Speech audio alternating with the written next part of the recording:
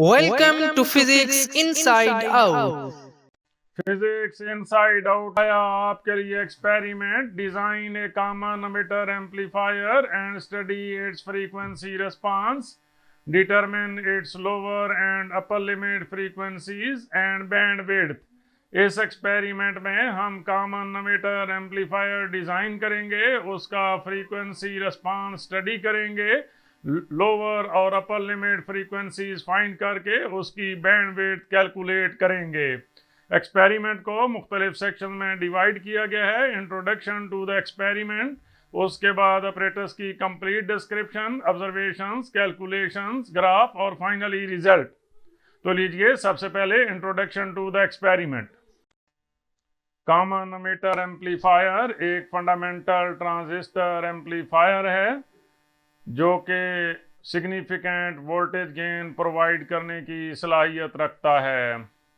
इस एम्पलीफायर में input signal base emitter junction पे प्रोवाइड किया जाता है और आउटपुट कलेक्टर एमिटर जंक्शन के अक्रॉस हासिल की जाती है। Common emitter amplifier input signal के फेज को इन्वर्ट करता है, मींस कि इसका आउटपुट सिग्नल इनपुट सिग्नल के साथ 180 डिग्री आउट ऑफ फेज होता है। कॉमन एमिटर एम्पलीफायर में ट्रांजिस्टर को एक्टिव रीजन में ऑपरेट कराया जाता है, जहां पर ये एसी सिग्नल को इफेक्टिवली एम्पलीफाई कर सकता है। इस सर्किट में सेवरल की कंपोनेंट्स होते हैं जो कि एम्पलीफिकेशन प्रोसेस को कंट्रोल करते हैं। इन कंपोनेंट्स में क्या क्या शामिल होता है? बाइसिंग रेजिस्टर्स होते हैं, कपलिंग कैपेसिटर्स होते हैं और एमिटर बाईपास कैपेसिटर्स होते हैं। इन तीनों कंपोनेंट्स को फर्दर हम डिटेल में डिस्कस करेंगे।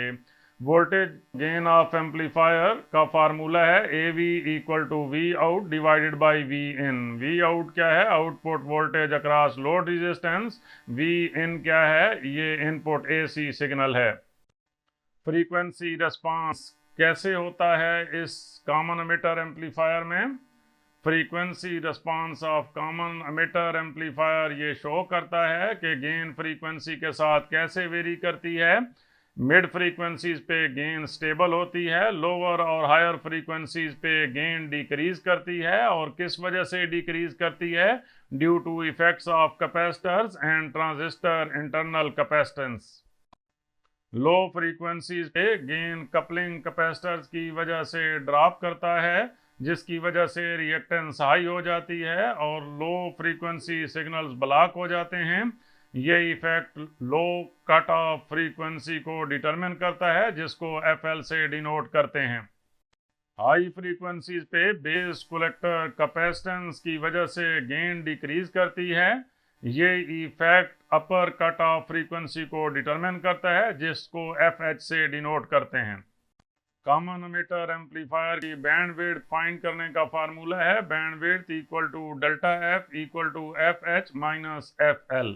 FL और FH हम ग्राफ से फाइंड करते हैं, जो कि गेन और फ्रीक्वेंसी के दरमियान प्लॉट किया जाता है। कॉमन एमिटर एम्पलीफायर को ऑडियो एम्पलीफिकेशंस में वाइडली यूज करते हैं और उन एप्लीकेशंस में जिनमें गेन और बैंड विड्थ इंपॉर्टेंट होती हैं। कॉमन एमिटर एम्पलीफायर को डिज़ाइन करने के लिए जो ऑपरेटर्स रिक्वायर्ड है, उसमें कौन कौन से इलेक्ट्रॉनिक कंपोनेंट शामिल हैं?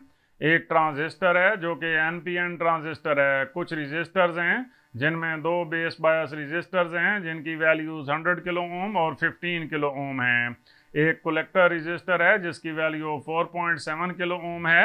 एक एमिटर रजिस्टर है जिसकी वैल्यू 1 किलो ओम है। एक लोड रजिस्टर है जिसकी वैल्यू 10 किलो ओम है। एक इनपुट सीरीज रजिस्टर है जिसकी वैल्यू 2 किलो ओम है, जो कि फंक्शन जनरेटर के साथ कनेक्ट किया जाता है। इसमें 3 कैपेसिटर शामिल हैं, जिनमें एक 10 माइक्रोफैराड का कैपेसिटर है जिसको इनपुट कपलिंग कैपेसिटर कहते हैं।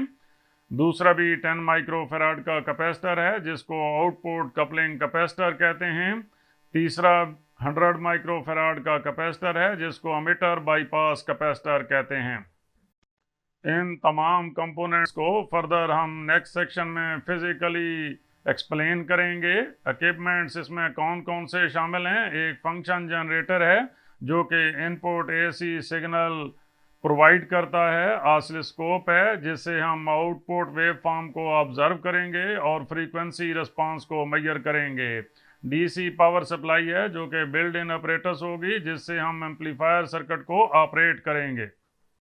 कॉमन एमिटर एम्पलीफायर की सर्किट डायग्राम आप देख रहे हैं। यहाँ पे हम इनपुट प्रोवाइड करते हैं और यहाँ से आउटपुट हासिल करते हैं। इस सर्किट की फर्दर डिटेल और परफॉर्मेंस नेक्स्ट सेक्शन में देखते हैं। कॉमन एमिटर एम्पलीफायर की फ्रीक्वेंसी रिस्पांस और बैंडविड्थ को स्टडी करने के लिए जो ऑपरेटर्स हम यूज करेंगे वो आप देख रहे हैं। ये DSO है जिसकी स्क्रीन पे हम इनपुट और आउटपुट वेव्स ऑब्जर्व करेंगे। ये सर्किट बोर्ड है और ये ऑडियो जनरेटर है। ऑडियो जनरेटर से हम एम्पलीफायर को इनपुट प्रोवाइड करेंगे। अब इन इक्विपमेंट्स को हम वन बाय वन डिस्कस करते हैं। ऑडियो जनरेटर की ये पावर ऑन ऑफ है। यहाँ से हम वेव फॉर्म सेट करते हैं। स्विच को इस साइड पे रखेंगे तो साइन वेव आउटपुट पे हासिल होगी। स्विच को इस साइड पे रखेंगे तो स्क्वायर वेव आउटपुट पे हासिल होगी।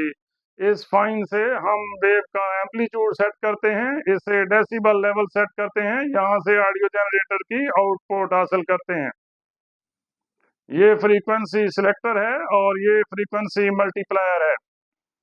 ऑडियो जनरेटर में आप ऑब्जर्व कर रहे हैं कि 10 और 15 के दरमियान 5 लाइंस हैं, इसलिए हर लाइन 1 हर्ट्ज को जाहिर करती है।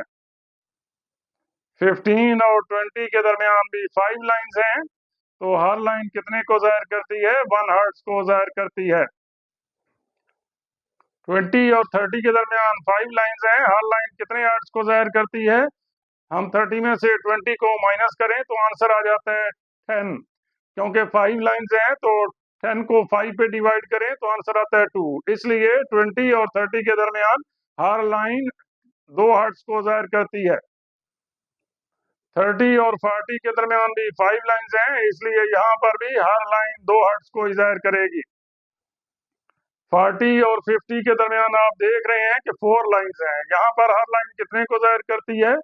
50 माइनस 40, आंसर होगा 10। अगर 10 को 4 पे डिवाइड करें तो आंसर आता है 2.5। इसलिए 40 और 50 के दरमियान हर लाइन 2.5 हर्ट्ज को जाहिर करती है। इसके बाद आप देखें तो 50 टू 100 के दरमियान हर लाइन 5 हर्ट्ज को जाहिर करती है। फ्रीक्वेंसी मल्टीप्लायर को हम जब मल्टीप्लाइड बाई 1 पे सेट करेंगे तो यहाँ से जो फ्रीक्वेंसी हम रीड करेंगे उसको 1 से मल्टीप्लाई करेंगे। जब फ्रीक्वेंसी मल्टीप्लायर को मल्टीप्लाइड बाई 10 पे सेट करेंगे तो जो फ्रीक्वेंसी हम रीड करेंगे उसको 10 से मल्टीप्लाई करेंगे। जब मल्टीप्लाइड बाई 100 पे इसको सेट करेंगे फ्रीक्वेंसी मल्टीप्लायर को तो उस वक्त जो भी फ्रीक्वेंसी आएगी उसको 100 से मल्टीप्लाई करेंगे एंड सो ऑन।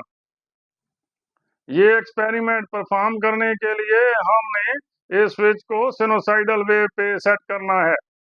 ये कॉमन एमिटर एम्पलीफायर का सर्किट है जो कि इस बोर्ड के ऊपर प्रॉपर्ली डिजाइन किया गया है। ये एक ट्रांजिस्टर है जिसकी ये बेस है, ये एमिटर है और ये कलेक्टर है। ये एक NPN ट्रांजिस्टर है। ये 4.7 किलो ओम की रेजिस्टेंस कलेक्टर के साथ कनेक्टेड है। इसको कलेक्टर रेजिस्टेंस कहते हैं और RC से डिनोट करते हैं। 100 किलो ओम और 15 किलो ओम की रेजिस्टेंसेस ट्रांजिस्टर की बेस के साथ कनेक्टेड हैं। ये ट्रांजिस्टर का ऑपरेटिंग पॉइंट सेट करती हैं। ये 1 किलो ओम की रेजिस्टेंस एमिटर के साथ कनेक्टेड है, इसलिए इसको एमिटर रेजिस्टेंस कहते हैं और RE से डिनोट करते हैं। ये 100 माइक्रोफैराड का कैपेसिटर है जिसका एक टर्मिनल एमिटर के साथ कनेक्टेड है और दूसरा टर्मिनल ग्राउंड है। इसको हम एमिटर बाईपास कैपेसिटर कहते हैं। ये 10 माइक्रोफैराड का कैपेसिटर है। ये कलेक्टर और आउटपुट के दरमियान कनेक्टेड है। इसको आउटपुट कपलिंग कैपेसिटर कहते हैं। ये 10 माइक्रोफैराड का कैपेसिटर है जो कि इनपुट पे कनेक्टेड है। इसको इनपुट कपलिंग कैपेसिटर कहते हैं। ये 2 किलो ओम की रेजिस्टेंस है जो कि ऑडियो जनरेटर और एम्पलीफायर की इनपुट के साथ कनेक्ट की गई है। ये आउटपुट टर्मिनल्स के साथ 10 किलो ओम की रेजिस्टेंस कनेक्ट की गई है। ये लोड रेजिस्टेंस के तौर पे एक्ट करती है। ये 12 वोल्ट की पावर सप्लाई है जो कि बिल्ट इन है। इसका पॉजिटिव टर्मिनल यहाँ पे कनेक्टेड है और नेगेटिव टर्मिनल ग्राउंड के साथ कनेक्टेड है। इस पावर सप्लाई को यहाँ से हम ऑन ऑफ कर सकते हैं। ये ड्यूअल चैनल ऑसिलोस्कोप है। इसके हम दोनों चैनल यूज करेंगे। चैनल 1 को आउटपुट टर्मिनल्स के साथ कनेक्ट करेंगे और चैनल 2 को इनपुट टर्मिनल्स के साथ कनेक्ट करेंगे। चैनल 1 को हम आउटपुट टर्मिनल्स के साथ इसलिए कनेक्ट करते हैं क्योंकि चैनल 1 पे कर्सर फीचर एक्टिव होता है और हम एम्पलीट्यूड इजीली मेजर कर सकते हैं। एक्सपेरिमेंट परफॉर्म करने के लिए हम कनेक्शंस कंप्लीट करते हैं।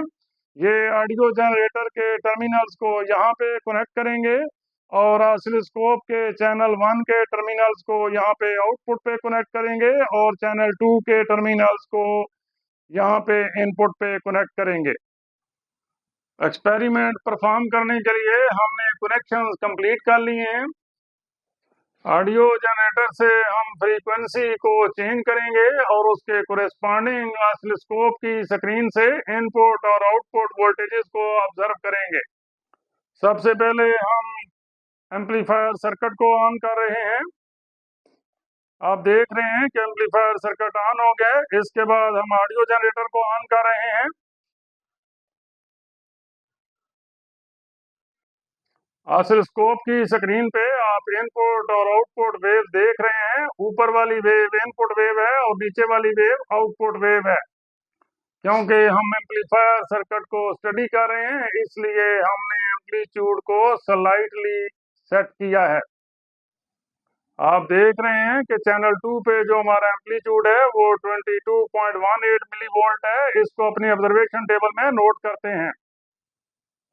इनपुट वेवफॉर्म का जो एम्पलीट्यूड आ रहा था वो आ रहा था 22 मिलीवोल्ट और ये throughout the experiment 22 millivolt ही रहेगा।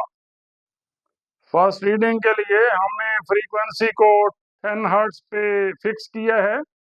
उसके कोरेस्पॉन्डिंग आउटपुट वेव का एम्पलीट्यूड ऑसिलोस्कोप से नोट करते हैं। अब हम स्टॉप वाले बटन को प्रेस कर रहे हैं और कर्सर वाला फीचर ऑन कर रहे हैं। F1 वाले स्विच को प्रेस करके हम इसको वोल्ट पे सेट कर रहे हैं। मल्टीपर्पज नाब की मदद से हम दोनों कर्सर्स को आउटपुट वेव की पीक्स पे सेट कर रहे हैं। आप देख रहे हैं कि ये ऊपर वाला कर्सर सेट हो रहा है आउटपुट की अपर पीक पे। अब हम नीचे वाले कर्सर को लोअर पीक पे सेट करते हैं। जब हमने कर्सर को सेट कर दिया है आउटपुट वेव की अपर और लोअर पीक्स पे तो हमारे पास आउटपुट वेव का एम्पलीट्यूड आ रहा है 256 मिलीवोल्ट। इसको अपने ऑब्जर्वेशन टेबल में नोट करते हैं।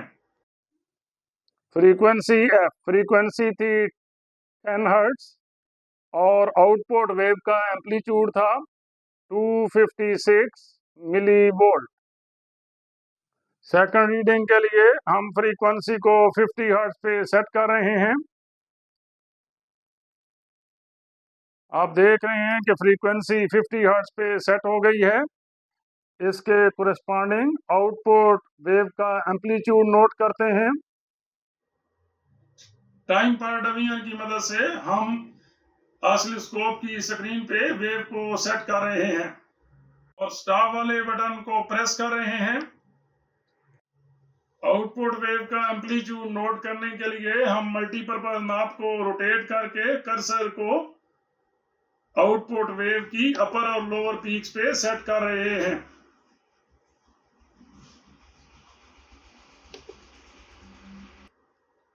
एम्पलीट्यूड आ रहा है 720 मिलीवोल्ट। इसको अपनी ऑब्जर्वेशन टेबल में नोट करते हैं।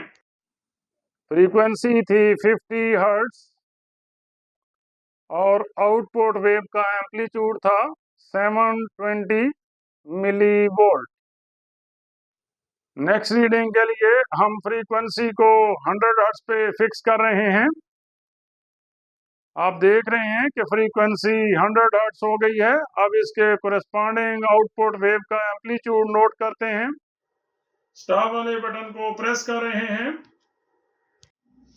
मल्टीपर्पज नाब को रोटेट करके कर्सर को अपर और लोअर पीक्स पे सेट कर रहे हैं ताकि आउटपुट वेव का एम्पलीट्यूड नोट किया जा सके। आप देख रहे हैं कि हमारा एम्पलीट्यूड आ रहा है 800 मिली वोल्ट। इसको अपने ऑब्जर्वेशन टेबल में नोट करते हैं। फ्रीक्वेंसी थी 100 हर्ट्ज और आउटपुट वेव का एम्पलीट्यूड था 800 मिली वोल्ट। नेक्स्ट रीडिंग के लिए हमने फ्रीक्वेंसी लेनी है 500 हर्ट्ज। उसके लिए हम फ्रीक्वेंसी सिलेक्टर को 50 पे सेट कर रहे हैं और फ्रीक्वेंसी मल्टीप्लायर को मल्टीप्लाइड बाय 10 पे सेट कर रहे हैं। यहाँ से अब आप देख रहे हैं कि फ्रीक्वेंसी सिलेक्टर है 50 पे, मल्टीप्लायर है मल्टीप्लाइड बाय 10 पे, तो 50 मल्टीप्लाइड बाय 10 ये होगा 500 हर्ट्ज। इसके कोरेस्पॉन्डिंग आउटपुट वेव का एम्पलीट्यूड भी नोट करते हैं। टाइम पर डमीन की मदद से हम वेव को सेट कर रहे हैं और स्टॉप वाले बटन को प्रेस कर रहे हैं। मल्टीपर्पज नाब की मदद से हम कर्सर्स को आउटपुट वेव की अपर और लोअर पीक्स पे सेट कर रहे हैं।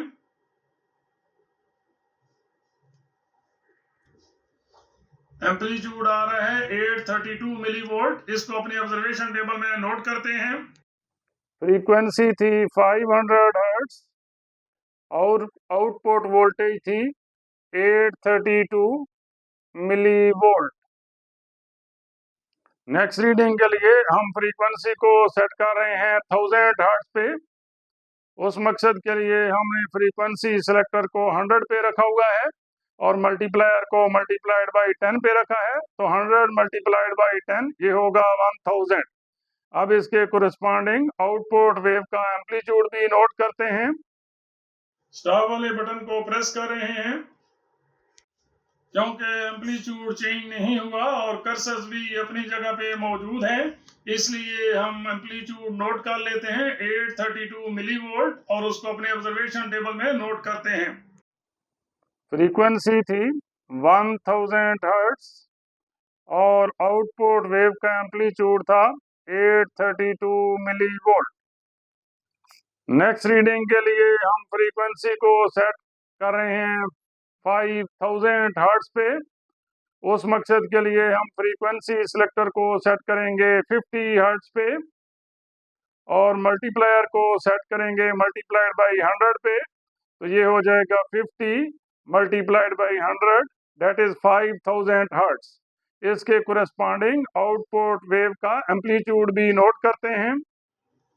टाइम बेस नाप की मदद से हम वेव को सेट कर रहे हैं और स्टॉप वाले बटन को प्रेस कर रहे हैं। अब भी एम्पलीट्यूड चेंज नहीं हुआ और उसकी वैल्यू 832 मिलीवोल्ट है। इसको अपने ऑब्जर्वेशन टेबल में नोट करते हैं। फ्रीक्वेंसी थी 5 किलोहर्ट्ज और आउटपुट वेव का एम्पलीट्यूड था 832 मिलीवोल्ट। नेक्स्ट रीडिंग के लिए हम फ्रीक्वेंसी को सेट कर रहे हैं 10,000 हर्ट्ज पे। उस मकसद के लिए फ्रीक्वेंसी सिलेक्टर को सेट करेंगे 100 पे और मल्टीप्लायर को मल्टीप्लाइड बाय 100 पे ही रखेंगे, तो ये 100 मल्टीप्लाइड बाय 100 आंसर आएगा 10,000 हर्ट्ज। इसके कोरेस्पॉन्डिंग आउटपुट वेव का एम्पलीट्यूड भी नोट करते हैं। स्टॉप वाले बटन को प्रेस कर रहे हैं। अब भी एम्पलीट्यूड चेंज नहीं हुआ, उसकी वैल्यू 832 मिलीवोल्ट है। उसको अपने ऑब्जर्वेशन टेबल में नोट करते हैं। फ्रीक्वेंसी थी 10 किलोहर्ट्ज, आउटपुट वेव का एम्पलीट्यूड था 832 मिलीवोल्ट। नेक्स्ट रीडिंग के लिए हम फ्रीक्वेंसी सेट कर रहे हैं 50 किलोहर्ट्ज। उस मकसद के लिए फ्रीक्वेंसी सिलेक्टर को सेट कर रहे हैं 50 पे और फ्रीक्वेंसी मल्टीप्लायर को सेट कर रहे हैं मल्टीप्लाइड बाय 1K पे, तो ये 50 मल्टीप्लाइड बाय 1K ये हो जाएगा 50 किलोहर्ट्ज। इसके कोरेस्पॉन्डिंग आउटपुट वेव का एम्पलीट्यूड भी नोट करते हैं। टाइम पर डमीन वाली नाब से हम वेव को सेट करते हैं और स्टॉप वाले बटन को प्रेस कर रहे हैं। मल्टीपर्पज नाब को रोटेट करके कर्सर्स को आउटपुट वेव की अपर और लोअर पीक्स पे सेट कर रहे हैं। एम्पलीट्यूड आ रहा है 800 मिलीवोल्ट। इसको अपने ऑब्जर्वेशन टेबल में नोट करते हैं। फ्रीक्वेंसी थी 50 किलोहर्ट्ज। आउटपुट वेव का एम्पलीट्यूड था 800 मिलीवोल्ट। नेक्स्ट रीडिंग के लिए हम फ्रीक्वेंसी को सेट करते हैं 100 किलोहर्ट्ज पे। उस मकसद के लिए फ्रीक्वेंसी सिलेक्टर को सेट करते हैं 100 पे और उधर से फ्रीक्वेंसी मल्टीप्लायर सेट है मल्टीप्लाइड बाई 1K पे। तो ये 100 मल्टीप्लाइड बाई 1K हो जाएगा 100 किलोहर्ट्ज। इसके कोरेस्पॉन्डिंग आउटपुट वेव का एम्पलीट्यूड भी फाइंड करते हैं। स्टार वाले बटन को प्रेस कर रहे हैं। मल्टीपर्पज नाब को मूव करा के आउटपुट वेव की अपर और लोअर पीक्स पे कर्सर्स को सेट कर रहे हैं।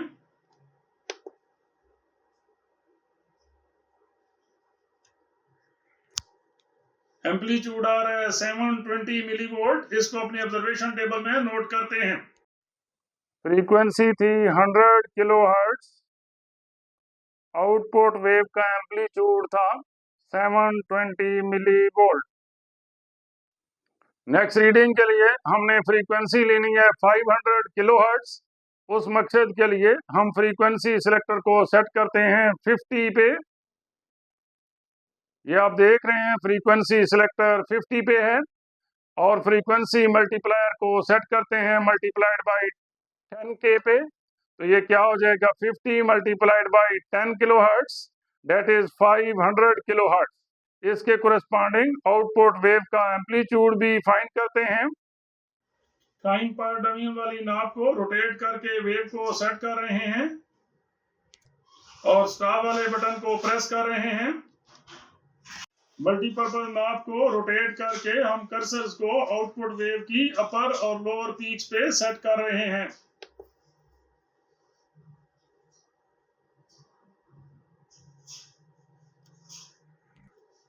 हमारा एम्पलीट्यूड आ रहा है 256 मिलीवोल्ट। इसको अपने ऑब्जर्वेशन टेबल में नोट करते हैं। फ्रीक्वेंसी की वैल्यू थी 500 किलोहर्ट्ज। आउटपुट वेव का एम्पलीट्यूड था 256 मिलीवोल्ट। अब हम गेन कैलकुलेट करेंगे इस फार्मूले से A = V0/VS। ये VS की वैल्यू है, ये V0 की वैल्यू है। उसके बाद गेन इन डेसिबल इस फार्मूले से फाइंड आउट करेंगे और फर्दर कैलकुलेशन नेक्स्ट सेक्शन में करेंगे। इनपुट और आउटपुट वेव्स में फेज डिफरेंस को ऑब्जर्व करने के लिए ऑडियो जनरेटर से 5 किलोहर्ट्ज की फ्रीक्वेंसी सिलेक्ट की हुई है जो कि मिड रेंज फ्रीक्वेंसी है। आप देख रहे हैं कि इनपुट वेव का क्रेस्ट आउटपुट वेव के ट्रफ पर लाई कर रहा है और इनपुट वेव का ट्रफ आउटपुट वेव के क्रेस्ट पे लाई कर रहा है। ये रिप्रेजेंट करता है कि इनपुट और आउटपुट वेव दोनों आउट ऑफ फेज हैं, यानी दोनों में फेज डिफरेंस 180 डिग्री है। इससे ये साबित होता है कि कॉमन एमिटर एम्पलीफायर फेज को इन्वर्ट कर देता है। अभी आपने ऑब्जर्वेशन में देखा था कि हमने इनपुट वोल्टेज का एम्पलीट्यूड फाइंड आउट किया था जो कि 22 मिली वोल्ट आ रहा था। ये हर रीडिंग के लिए कांस्टेंट था। उसके बाद हमने फ्रीक्वेंसी के कोरेस्पॉन्डिंग आउटपुट वोल्टेज का एम्पलीट्यूड फाइंड आउट किया था। अब यहाँ पर हमने गेन फाइंड आउट करना है। A = V0 divided by VS। ये V0 की वैल्यू है, ये VS की वैल्यू है। ये चूँकि दोनों यूनिट सेम हैं इसलिए वोल्टेज गेन का कोई यूनिट नहीं होगा। उसके बाद हमने फ्रीक्वेंसी का log बेस 10 फाइंड आउट किया। इसके बाद गेन इन डेसिबल का फार्मूला है 20 log बेस 10A। A की वैल्यू ये है। हर वैल्यू के लिए हमने gain in decibel find out कर ली। अब हमने ग्राफ प्लॉट करना है log बेस 10F और गेन इन डेसिबल्स के दरमियान। सिंपली हम फ्रीक्वेंसी क्यों नहीं ले लेते ग्राफ के लिए, क्योंकि फ्रीक्वेंसी में वेरिएशन बहुत ज़्यादा है। इसलिए ग्राफ को ग्राफ पेपर पे प्लॉट करने के लिए हमने फ्रीक्वेंसी का log फाइंड आउट कर लिया है। ग्राफ प्लॉट करने के लिए log बेस 10F को x एक्सिस के अलॉन्ग लिया है और गेन इन डेसिबल्स को y एक्सिस के अलॉन्ग लिया है। ग्राफ प्लॉट करने के लिए हमें एक स्केल की ज़रूरत होती है। एक्स एक्सिस के लॉन्ग हमने स्केल क्या लिया है, 1 big square equal to 1 units. क्योंकि 1 बिग स्क्वायर में 10 स्मॉल स्क्वायर्स हैं, इसलिए 1 स्मॉल स्क्वायर किसके इक्वल होगा, 1 डिवाइडेड बाई 10। तो आंसर होगा 0.1। इसलिए 1 स्मॉल स्क्वायर हमने ले लिया है 0.1 यूनिट्स। वाई एक्सिस के लॉन्ग हमने 1 बिग स्क्वायर क्या लिया है, 5 डेसिबल्स। इसलिए 1 स्मॉल स्क्वायर क्या हो जाएगा, 0.5 डेसिबल। ग्राफ प्लॉट करने के लिए आप देख रहे हैं कि हमारे पास फर्स्ट पॉइंट है एक्स एक्सिस के लॉन्ग 1 और वाई एक्सिस के लॉन्ग 21.3। तो एक्स एक्सिस के लॉन्ग हमने 1 यूनिट जाके, वाई एक्सिस के लॉन्ग 21.3 जाके एक पॉइंट मार्क कर देना है। जैसा कि यहाँ पर आप देख रहे हैं 1 से सीधा ऊपर गए, वाई एक्सिस के लॉन्ग 21.3 एक पॉइंट मार्क कर दिया। इसी तरह बाकी पॉइंट्स भी मार्क करने हैं और फिर उन सारे पॉइंट्स को आपस में मिला देना है। ये ग्राफ हासिल हो जाता है log base 10f और गेन इन डेसिबल्स में। लोअर और upper frequency limits find out करने के लिए सबसे पहले हम A maximum minus 3 dB find out कर रहे हैं। ए मैक्सिमम हम फाइंड आउट करेंगे ऑब्जर्वेशन टेबल से। आप देख रहे हैं कि ऑब्जर्वेशन टेबल में स्टेबल गेन यानी ए मैक्सिमम की वैल्यू आ रही है 31.6। तो ए मैक्सिमम dB माइनस 3 dB बराबर है 31.6 माइनस 3 dB। इसका आंसर आ जाता है 28.6 dB। तो यहाँ पे हमने 28.6 dB पे एक लाइन मार्क कर देनी है। अब जहाँ पर ये लाइन ग्राफ को इंटरसेक्ट करती है शुरू में, वहाँ से एक्स एक्सिस पे एक परपेंडिकुलर ड्रा करना है। ये log base 10fl है। और जब ये सेकंड टाइम इंटरसेक्ट करती है ग्राफ को लाइन, वहाँ से भी एक परपेंडिकुलर एक्स एक्सिस पे ड्रा करना है। ये log base 10fh है। log base 10fl की वैल्यू फाइंड आउट करने के लिए आप ये बॉक्सेस काउंट करें तो ये बॉक्सेस आ रहे हैं 15.5। इसलिए log base 10fl की वैल्यू होगी 15.5। क्योंकि हर बॉक्स एक्स एक्सिस के लॉन्ग 0.1 के इक्वल है, तो इसलिए मल्टीप्लाइड बाई 0.1। तो log base 10fl की वैल्यू हो जाएगी 1.55। log base 10fh की वैल्यू फाइंड आउट करने के लिए इस पॉइंट तक आपने एक्स एक्सिस के लॉन्ग बॉक्सेस काउंट करने हैं। ये बॉक्सेस आ रहे हैं 51.5। क्योंकि हर बॉक्स 0.1 के इक्वल है, तो इसलिए log base 10fh की वैल्यू हो जाएगी 51.5 मल्टीप्लाइड बाई 0.1, दैट इज 5.15। अभी हमने ग्राफ से फाइंड आउट किया है log base 10fl की वैल्यू 1.55। दोनों तरफ कैंटी लॉग ले लिया, इधर से एंटी लॉग और लॉग कैंसिल आउट हो जाएगा। fl की वैल्यू आ जाएगी 35 हर्ट्ज, जो कि लोअर लिमिट फ्रीक्वेंसी है। इसी तरीके से हमने ग्राफ से फाइंड आउट किया है log base 10fh equal to 5.15। दोनों तरफ एंटी लॉग ले लिया, इधर से एंटी लॉग और लॉग कैंसिल आउट हो गए। fh की वैल्यू आ गई 141253 हर्ट्ज। ये अपर लिमिट फ्रीक्वेंसी है। बैंडविड्थ का फार्मूला है delta F equal to F H minus F L. F H की ये वाली वैल्यू सब्स्टिट्यूट की और एफ एल की ये वाली सब्स्टिट्यूट की, तो बैंडविड्थ आ जाती है 141218 हर्ट्ज। ये बैंडविड्थ शो करती है कि एम्पलीफायर इफेक्टिवली सिग्नल को हैंडल कर सकता है लो फ्रीक्वेंसी से 141.2 किलोहर्ट्ज तक, जो इसे ब्रॉड फ्रीक्वेंसी कवरेज एप्लीकेशन में सूटेबल बनाता है। मजीद लेक्चर्स और एक्सपेरिमेंट्स के लिए फिजिक्स इनसाइड आउट को सब्सक्राइब करें। हर नई वीडियो का नोटिफिकेशन सबसे पहले हासिल करने के लिए बेल आइकन को क्लिक करना मत भूलें।